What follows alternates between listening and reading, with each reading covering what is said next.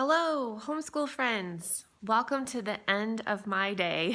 It's been a really long, very full, very wonderful day full of homeschooling and shopping and hanging with the kids. The other thing I did today was wheatgrass juice.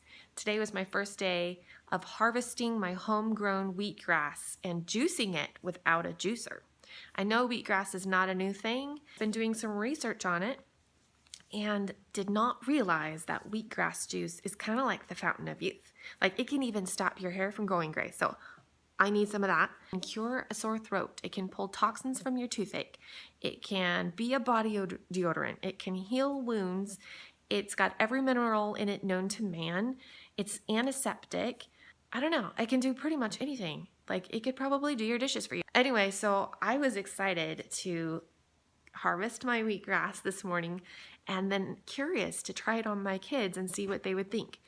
Anyway, I'm going to show it to you, and when we're done, I will share with you what I learned from my first experiment of growing, harvesting, juicing, and serving wheatgrass juice.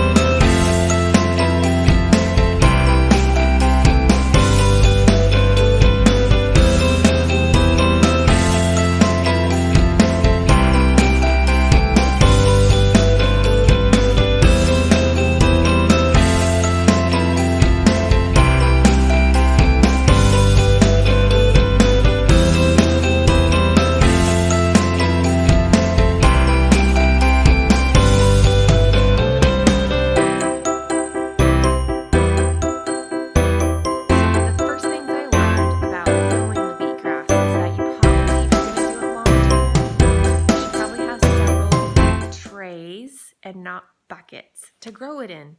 And I think you want several so that you can have them at different stages in the growth process so that you're never running out. Because once you harvest it, like it's gone, and then it takes another 7 or 8 days to grow your new batch, and then you're out, right?